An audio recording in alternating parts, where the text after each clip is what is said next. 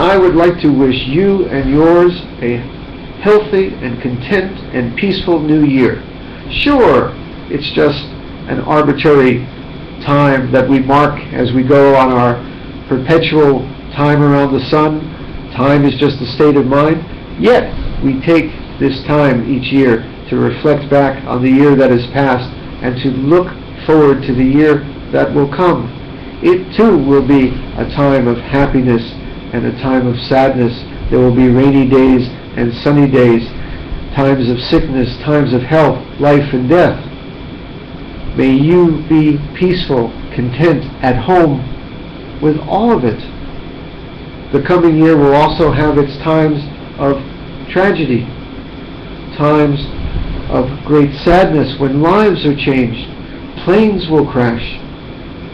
Yet it is vitally important that we remember that for every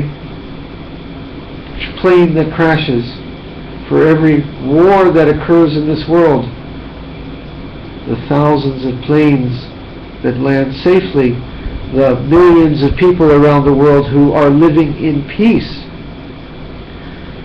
It's important that we look at the tragedy. It's important we examine what went wrong to prevent it from happening in the future.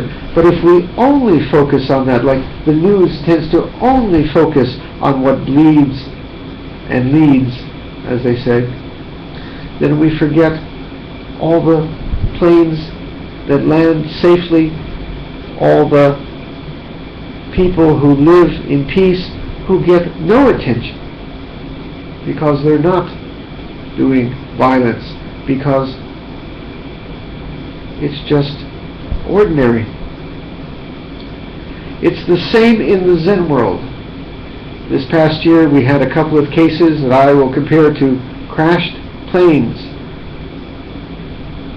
Cases of abuse by teachers who were misguided, like a plane that went off course and crashed into a mountain. Abusing students, doing wrong. And we tend to focus on those stories. But if we do only that, we forget the hundreds of Buddhist teachers, and there are hundreds of Zen teachers now, and the thousands of students who get where they're going safely. More than that, there are students out there for every bad apple. There are students and teachers out there, teachers who are truly wise and compassionate and caring and dedicated, illuminated and illuminating, enlightened, and who bring this to the people who sit with them. We can't focus only on the couple of bad cases. I have a garden here at Tree Leaf, and we had a couple of trees we lost last year because of insects. I had to cut them down, but I didn't rip out the whole garden. I didn't pull down every tree because the garden flowers. The garden is beautiful despite the two rotten trees. So it is in the Zen world.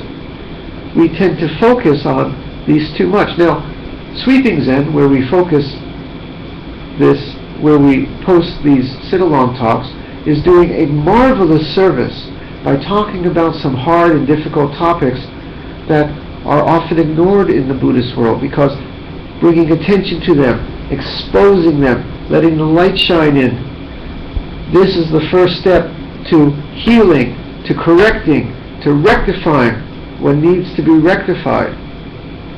Adam does a marvelous job too of bringing other teachers and other stories to our attention too, but people tend to focus on the bad. Some people saying, you see, that's proof that the whole system is corrupt. Baloney.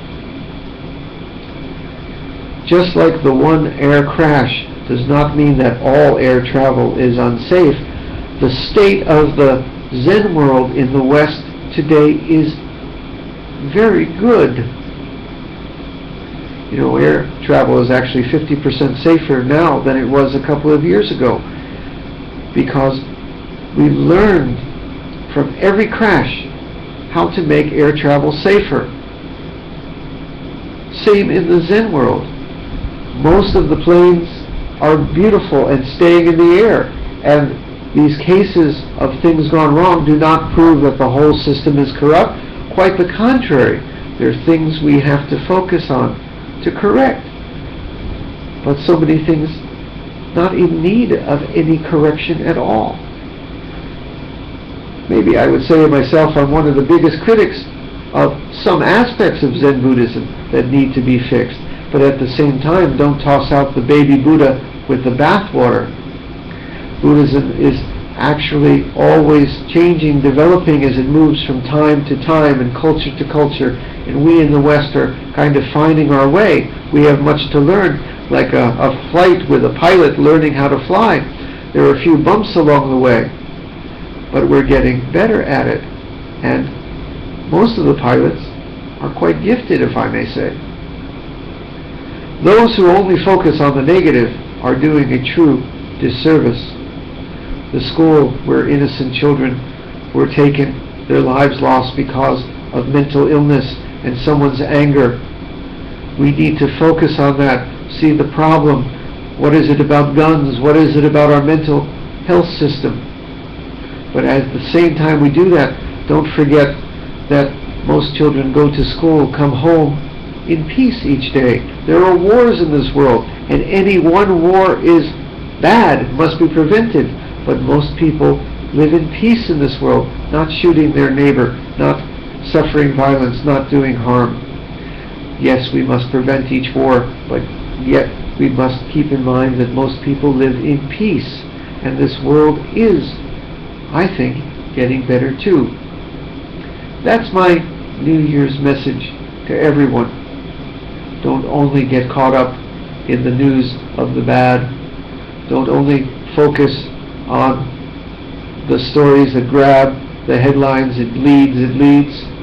But remember that the state of this world is still beautiful. Zen practice is still beautiful. Shall we sit with that?